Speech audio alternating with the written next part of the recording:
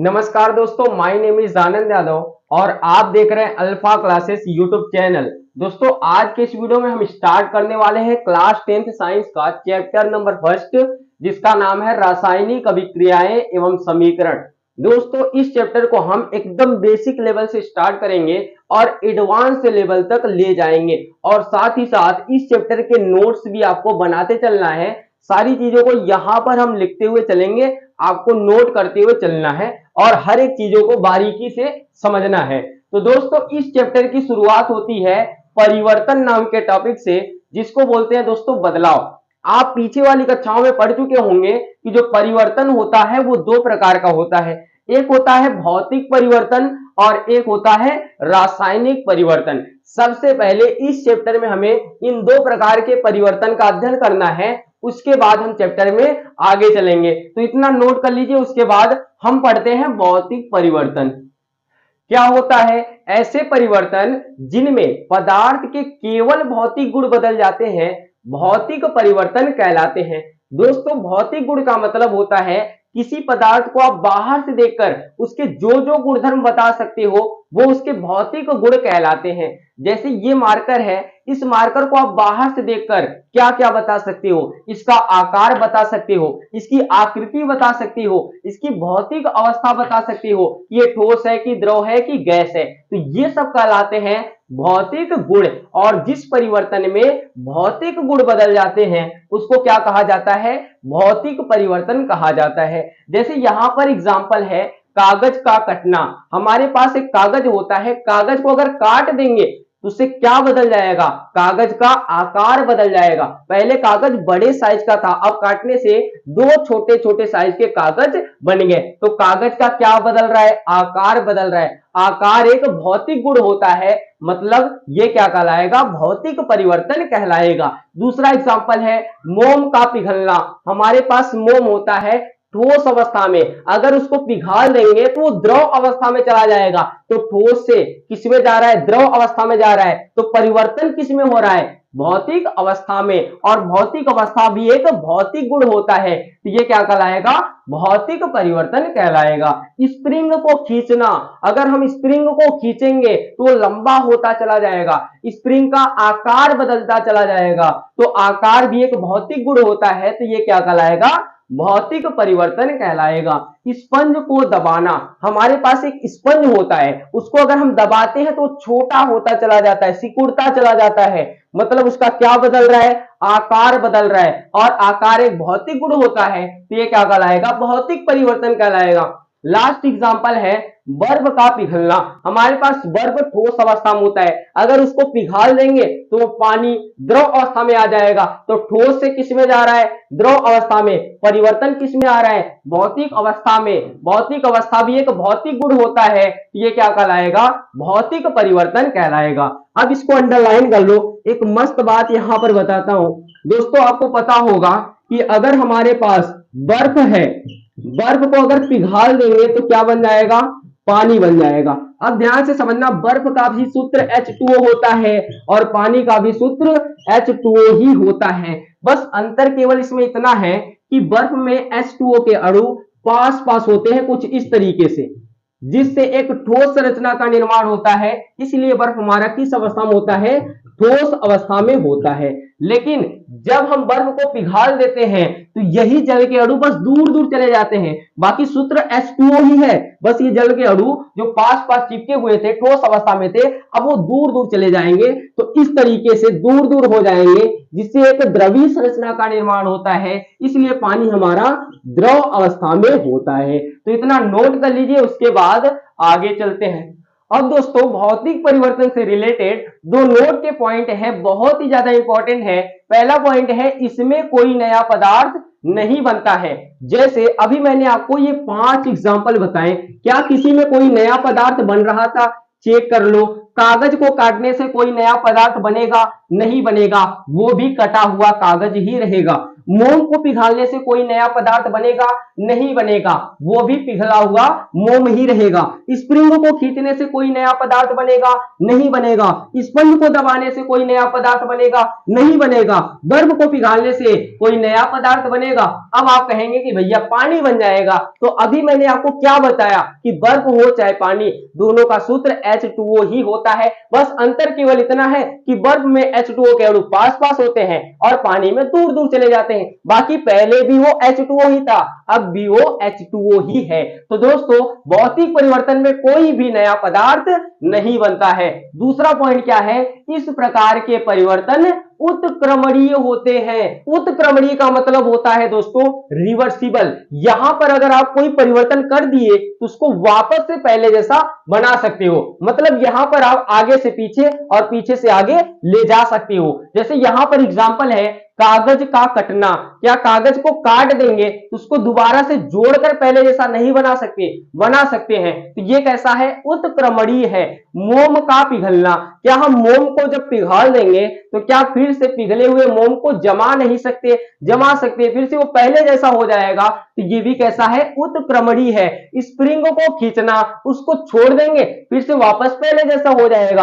Sponge को दबाना, उसको छोड़ देंगे फिर से वापस पहले जैसा हो जाएगा। बर्फ का पिघलना, बर्फ जब पिघलता है तो पानी बनता है, अब पानी को वापस से जमा दो फिर से बर्फ बन जाएगा। तो ये होता है दोस्तों उत्क्रमणीय का मतलब। अब इतना नोट कर लीजिए, उसके बाद समझते हैं रासायनिक परिवर्तन क्या होता है। रासायनिक परिवर्तन क्या होता है दोस्तों? रासायनिक परिवर्तन में पदार्थ के भौतिक गुण तो बदलेंगे ही बदलेंगे, साथ ही साथ रासायनिक गुण भी बदल जाते हैं। लेकिन दोस्तों रासायनिक परिवर्तन को समझना थोड़ा सा टफ है। उसके लिए आप ये दो नोट के पॉइंट याद रखो। पहला है इसमें एक या एक से अधिक नए पदार्थ का निर्माण होता है। भौतिक परिवर्तन में कोई भी नए पदार्थ का निर्माण नहीं हो रहा था, लेकिन रासायनिक परिवर्तन में नए पदार्थ का निर्माण होगा। सेकेंड पॉइंट है इस प्रकार के परिवर्तन अनुत्क्रमणीय होते हैं। दोस्तों अनुत्क्रमणीय का मतलब होता है एक दिशात्मक होते हैं। अगर एक बार कोई परिवर्तन कर दिए तो उसे पीछे पहले जैसा नहीं बना सकते, लेकिन भौतिक परिवर्तन उत्क्रमणीय होता था, रिवर्सिबल होता था। उसको आगे से पीछे, पीछे से आगे ले जा सकते थे। अगर कोई परिवर्तन कर दिए तो उसको फिर से पहले जैसा बना सकते थे, लेकिन रासायनिक परिवर्तन में ये सब नहीं कर सकते। अब दोस्तों आप इस एग्जाम्पल को समझ सकते हो, आपको बेहतर समझ में आएगा। पहला है दूध का फटना। दोस्तों दूध अलग चीज है और फटी हुई दूध अलग चीज है। मतलब यहां पर नए पदार्थ का निर्माण हो रहा है। अब हम फटी हुई दूध से वापस दूध भी नहीं बना सकते। मतलब ये कैसा है? अनुत्क्रमणीय है। तो ये होता है रासायनिक परिवर्तन का पहचान। दूसरा है भोजन का पकना। जैसे हमारे पास चावल का दाना होता है, चावल के दाने से हम चावल बनाते हैं जिसको हम खाते हैं। तो यहां पर दोनों अलग अलग चीज है। चावल का दाना अलग चीज है और चावल अलग चीज है जिसको हम खाते हैं। तो यहां पर भी नए पदार्थ का निर्माण हो रहा है। साथ ही साथ चावल को हम चावल के दाने में कन्वर्ट वापस से नहीं कर सकते। तो ये भी कैसा है? अनुत्क्रमणीय है। तीसरा है कागज का जलना। जब हम कागज को जला देते हैं तो राख में तब्दील हो जाता है। तो कागज अलग चीज है, राख अलग चीज है। मतलब यहां पर भी नए पदार्थ का निर्माण हो रहा है। अब हम राख को वापस कागज में कन्वर्ट नहीं कर सकते। मतलब ये भी कैसा है? अनुत्क्रमणीय है। तो ये भी हो जाएगा रासायनिक परिवर्तन। चौथा है अंगूर का किण्वन होना। किण्वन का मतलब होता है सड़ना। किसी चीज का सड़ना क्या कहलाता है? किण्वन कहलाता है। जैसे आपको पता है बियर कैसे बनता है? बियर बनता है जब हम अंगूर का किण्वन कराते हैं, अंगूर को लंबे समय तक सड़ाते हैं, उससे जो जूस निकलता है उससे हम बियर बनाते हैं। तो अगर एक बार अंगूर का किण्वन करा दिए, अगर अंगूर को एक बार सड़ा दिए, तो क्या सड़े वाले अंगूर को वापस अच्छी वाले अंगूर में कन्वर्ट कर सकते हो? नहीं कर सकते। और अंगूर अलग चीज है और सड़ी वाली अंगूर अलग चीज है। तो ये दोनों नोट के पॉइंट, ये दोनों केस अगर जिसमें लग रहा है तो वो रासायनिक परिवर्तन में आएगा। लास्ट है दूध से दही का बनना। दूध अलग चीज है, दही अलग चीज है। मतलब यहां पर नए पदार्थ का निर्माण हो रहा है। साथ ही साथ हम दही को वापस दूध में भी कन्वर्ट नहीं कर सकते। तो ये भी कैसा है? अनुत्क्रमणीय है और रासायनिक परिवर्तन है। अब दोस्तों यहां पर जो दूध से दही का बनना, इसमें मैं आपको एक मस्त पॉइंट बताता हूं, बहुत ही ज्यादा इंपॉर्टेंट है, आप उसे याद रखना। जैसे दोस्तों आपको पता होगा इसको पहले अंडरलाइन कर लो इस तरीके से। आप जानते हो हमारे पास क्या होता है, दूध होता है। दूध को हम क्या करते हैं, थोड़ा सा गर्म करते हैं, उसके बाद थोड़ा सा ठंडा करते हैं, और थोड़ा सा ठंडा करने के बाद उसमें थोड़ी सी दही मिला देते हैं। इससे क्या होता है, पूरा दूध किस में बदल जाता है, दही में बदल जाता है। अब दोस्तों दूध में पाया जाता है कार्बोहाइड्रेट, और इस कार्बोहाइड्रेट का नाम होता है लैक्टोज। क्या नाम होता है, लैक्टोज। और इसी लैक्टोज के कारण दूध कैसा होता है, मीठा होता है। कैसा होता है, मीठा होता है। और दोस्तों दही में पाया जाता है अम्ल। क्या पाया जाता है, अम्ल पाया जाता है। और उस अम्ल का क्या नाम होता है, लैक्टिक अम्ल। क्या नाम होता है, लैक्टिक अम्ल। और दोस्तों इसी लैक्टिक अम्ल के कारण दही कैसा होता है, खट्टा होता है। कैसा होता है, खट्टा होता है। और जब लैक्टोज का किण्वन होता है, लैक्टोज का जब किण्वन होता है तो उससे क्या बनता है, लैक्टिक अम्ल बनता है। जब हम दूध में थोड़ा सा दही मिला देते हैं तो दूध का जो लैक्टोज है उसका किण्वन होना शुरू कर देता है, और क्या बनना शुरू कर देता है, लैक्टिक अम्ल। और कुछ समय बाद पूरा दूध किस में बदल जाता है, दही में बदल जाता है। तो इतना नोट कर लीजिए, उसके बाद आगे चलते हैं। अब हमारे पास एक क्वेश्चन है, इसमें आपको बताना है कि इन चारों में से कौन सा परिवर्तन रासायनिक है। उसके लिए आपको उत्क्रमणीय और अनुत्क्रमणीय वाला कंसेप्ट पता होना चाहिए। उत्क्रमणीय किसमें आता है, भौतिक परिवर्तन में। अनुत्क्रमणीय किसमें आता है, रासायनिक परिवर्तन में। तो चलिए इन्हीं चीजों से इसका आंसर करते हैं। पहला क्या है, बर्फ का पिघलना। बर्फ जब पिघलता है तो पानी बनता है। क्या पानी को वापस जमा कर बर्फ बना सकते हो, बना सकते हो। तो ये उत्क्रमणीय है, तो भौतिक परिवर्तन में आएगा। दूसरा क्या है, पानी का उबलना। पानी को जब उबालते हैं तो वाष्प बनता है, वाष्प को वापस से ठंडा कर दो फिर से पानी बन जाएगा। तो ये भी उत्क्रमणीय है, तो किस में आएगा, भौतिक परिवर्तन में आएगा। तीसरा है मोम का पिघलना। मोम को जब पिघाल देते हो तो क्या पिघले हुए मोम को जमा नहीं सकते, जमा सकते हैं। तो ये भी भौतिक परिवर्तन में आएगा क्योंकि उत्क्रमणीय है। चौथा है मोमबत्ती का जलना। दोस्तों किसी भी चीज का जलना रासायनिक परिवर्तन में आता है, क्योंकि अगर कोई चीज जल के खत्म हो गई तो वापस उसको पहले जैसा नहीं बनाया जा सकता।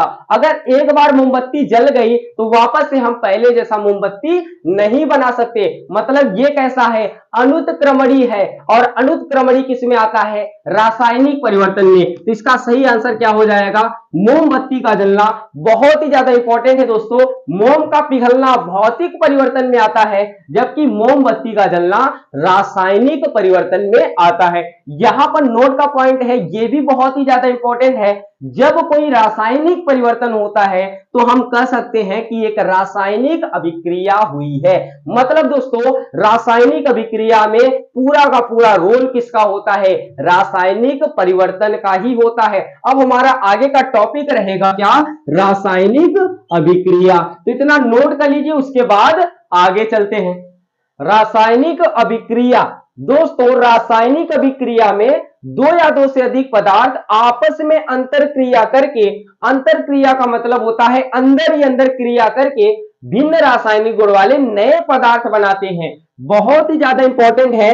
जैसे एग्जाम्पल क्या हो जाएगा, आपको पता होगा, जब हाइड्रोजन गैस ऑक्सीजन गैस के साथ संयोग करता है तो उससे जल का निर्माण होता है, H2O का निर्माण होता है। और दोस्तों हाइड्रोजन और ऑक्सीजन गैस आग लगाने में बहुत ही ज्यादा माहिर होता है। आपको पता होगा हाइड्रोजन गैस बहुत ही खतरनाक तरीके से जलता है। आगे पढ़ेंगे इसके लिए पाव साउंड टेस्ट। और यहां पर जो ऑक्सीजन गैस होता है ये किसी चीज को जलाने में सहायक होता है। तो ये दोनों आग लगाने में बहुत ज्यादा माहिर होते हैं, और इन दोनों के संयोग से जो जल बनता है वो आग को बुझाने के काम में आता है। तो दोस्तों यहां पर जो नया पदार्थ बना है उसका गुणधर्म बिल्कुल अलग है इन दोनों से। तो दोस्तों यही होता है रासायनिक अभिक्रिया। जैसे दूसरा एग्जाम्पल क्या हो जाएगा, आपको पता होगा कि हमारे पास सोडियम धातु होता है, और वो जब क्लोरीन गैस के साथ अभिक्रिया करता है तो उससे क्या बनता है, नमक बनता है, NaCl बनता है। और दोस्तों जो सोडियम होता है यह एक विषैला धातु होता है, और जो क्लोरीन गैस होती है ये भी बहुत खतरनाक होती है। अगर आपकी आंखों में चली जाए तो आंखों में जलन होने लगता है, त्वचा पे पड़ जाए तो त्वचा पर भी जलन होने लगता है। तो ये दोनों बहुत ही खतरनाक होते हैं। लेकिन इन दोनों के संयोग से जो नमक बनता है, जो NaCl बनता है, वो खाने योग्य होता है, उसको हम खा सकते हैं। तो दोस्तों यहां पर जो नया पदार्थ बन रहा है उसके रासायनिक गुण इन दोनों से बिल्कुल अलग है। यही होता है रासायनिक अभिक्रिया। यहां पर लिखा हुआ है रासायनिक अभिक्रिया में एक या एक से अधिक पदार्थ आपस में अंतर क्रिया करके, अंदर ही अंदर क्रिया करके एक या एक से अधिक भिन्न रासायनिक गुण वाले नए पदार्थ बनाते हैं। बहुत ही ज्यादा इंपॉर्टेंट है दोस्तों, इतना नोट कर लीजिए। उसके बाद हम समझते हैं अभिकारक क्या होता है और उत्पाद क्या होता है। अब हम समझते हैं कि अभिकारक और उत्पाद क्या होता है। इसको समझने से पहले मैं आपको एक एग्जांपल देता हूं। जैसे आपको पता होगा पहले एक वोडाफोन का सिम आता था और एक आइडिया का सिम आता था, लेकिन जब इन दोनों का धंधा डाउन होने लगा तो ये दोनों मिल करके एक नई सिम बनाए VI की। तो दोस्तों ये दोनों क्या कहलाएंगे, ये दोनों अभिकारक कहलाएंगे। और इन दोनों से जो नई चीज बन के आई है वो क्या कहलाएगा, उत्पाद कहलाएगा। तो ये वाला कंसेप्ट दोस्तों आपको पता होना चाहिए। किसी रासायनिक अभिक्रिया में भाग लेने वाले पदार्थों को अभिकारक कहते हैं। जो रासायनिक अभिक्रिया में भाग ले रहे हैं उसको अभिकारक कहेंगे, और जो रासायनिक अभिक्रिया के फलस्वरूप बन रहे हैं, रासायनिक अभिक्रिया हो जाने के बाद बन रहे हैं, उनको क्या कहेंगे, उत्पाद कहेंगे। जैसे दोस्तों यहां पर आपके सामने एक अभिक्रिया लिखी गई है, तो यहां पर आप समझ सकते हो कि सिल्वर नाइट्रेट और सोडियम क्लोराइड दोनों मिल करके सिल्वर क्लोराइड और सोडियम नाइट्रेट बना रहे हैं। तो कौन कौन रासायनिक अभिक्रिया में भाग ले रहे हैं, ये दोनों। तो ये दोनों क्या कहलाएंगे, अभिकारक। क्या कहलाएंगे, अभिकारक। इसको क्या बोलते हैं, रिएक्टेंट बोलते हैं। और दोस्तों इन दोनों के संयोग से क्या बन रहा है, सिल्वर क्लोराइड और सोडियम नाइट्रेट। तो ये दोनों क्या कहलाएंगे, उत्पाद कहलाएंगे। क्या कहलाएंगे, उत्पाद। इसको प्रोडक्ट बोला जाता है। क्या बोला जाता है, प्रोडक्ट बोला जाता है। लेकिन दोस्तों ये कॉन्सेप्ट थोड़ा सा आपको क्रिटिकल लग सकता है, लेकिन मैं आपको एक बेहतरीन कॉन्सेप्ट बताता हूं जिससे आप किसी भी रासायनिक अभिक्रिया में अभिकारक और उत्पाद को पहचान सकते हो। दोस्तों ये जो तीर होता है, तीर का ये वाला हिस्सा शीर्ष कहलाता है। क्या कहलाता है, शीर्ष कहलाता है। और तीर का ये वाला हिस्सा पुच्छ कहलाता है। क्या कहलाता है, पुच्छ कहलाता है। और दोस्तों तीर का जो शीर्ष होता है उसकी तरफ जो होता है उसको क्या बोलते हैं, उत्पाद बोलते हैं। और तीर के पूंछ की तरफ जो होता है उसको अभिकारक बोलते हैं। ये वाला कंसेप्ट याद रखना, कभी भी फेल नहीं होगा। इस वाले कंसेप्ट से आप बता सकते हो कि किसी भी रासायनिक अभिक्रिया में कौन अभिकारक है और कौन उत्पाद है। इस शीर्ष की तरफ जो चीज होगा उसको उत्पाद बोलेंगे और पूंछ की तरफ जो चीज होगा उसको अभिकारक बोलेंगे। यहां पर नोट का पॉइंट है, आमतौर पर अभिकारकों को तीर के बाईं ओर और उत्पादों को तीर के दाईं ओर लिखा जाता है। यह कह रहा है कि जो अभिकारक होते हैं उनको तीर के निशान के बाईं ओर लिखा जाता है और उत्पाद को तीर के निशान के दाईं ओर लिखा जाता है। लेकिन यह पूरा सही नहीं है। मान लो कि अगर हम एरो को ऐसे लगा दे तब तो ये क्या बन जाएगा, अभिकारक, और ये क्या बन जाएगा, उत्पाद। लेकिन माना जाता है कि भैया हम अभिकारक को हमेशा तीर के बाईं ओर लिखेंगे और उत्पाद को दाईं ओर लिखेंगे, लेकिन पूरा सही नहीं है। अगर ऐसे लिखा हुआ आ जाए तो ये अभिकारक हो जाएगा और ये क्या हो जाएगा, उत्पाद हो जाएगा। तो आपका अभिकारक तो राइट साइड में आ गया और उत्पाद लेफ्ट साइड में चला जाएगा। तो ये पूरा सही नहीं है, लेकिन किताब में लिखा है इसलिए मैंने लिख दिया। तो इतना नोट कर लीजिए। उसके बाद इस पर एक क्वेश्चन करा देते हैं। क्वेश्चन है, निम्नलिखित अभिक्रियाओं में अभिकारकों और उत्पादों के नाम बताइए। दोस्तों यहां पर 3 अभिक्रिया लिखी गई हैं और इसमें आपको बताना है कि कौन अभिकारक है और कौन उत्पाद है। दोस्तों अभी मैंने आपको क्या बताया कि जो तीर होता है, तीर का ये वाला हिस्सा क्या कहलाता है, शीर्ष कहलाता है, और ये वाला हिस्सा पुच्छ कहलाता है। और तीर के पुच्छ की तरफ जो होता है उसको अभिकारक कहते हैं और तीर के शीर्ष की तरफ जो होता है उसको उत्पाद कहते हैं। तो दोस्तों इस तरीके से आपको इन तीनों का आंसर लिखना है। पहली वाली अभिक्रिया में Mg+O2 मिल करके MgO मैग्नीशियम ऑक्साइड बना रहे हैं, तो ये दोनों क्या हो जाएंगे, अभिकारक, और ये क्या हो जाएगा, उत्पाद। तो अभिकारक कौन कौन हो जाएंगे, Mg और O2। और उत्पाद क्या हो जाएगा, MgO। दूसरी अभिक्रिया में लेड नाइट्रेट पोटेशियम आयोडाइड के साथ अभिक्रिया करके लेड आयोडाइड और पोटेशियम नाइट्रेट बना रहा है, तो ये क्या है, तीर का शीर्ष, इसकी तरफ क्या होगा, उत्पाद, और ये पुच्छ की तरफ क्या होगा, अभिकारक। तो अभिकारक हो जाएगा लेड नाइट्रेट और पोटेशियम आयोडाइड।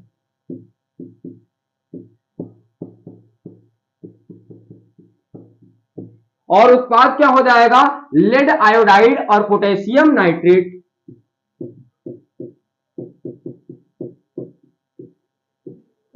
तीसरी अभिक्रिया है जिंक सल्फ्यूरिक अम्ल से अभिक्रिया करके जिंक सल्फेट और हाइड्रोजन गैस बना रहा है, तो ये क्या है, तीर का शीर्ष, इसकी तरफ क्या होगा, उत्पाद, और ये पुच्छ की तरफ क्या होगा, अभिकारक। तो अभिकारक क्या क्या हो जाएगा, जिंक और H2SO4।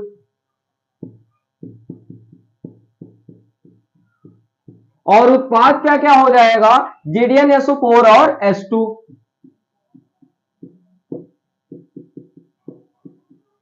तो दोस्तों इस तरीके से हम किसी भी रासायनिक अभिक्रिया में अभिकारक और उत्पाद को पहचानते हैं।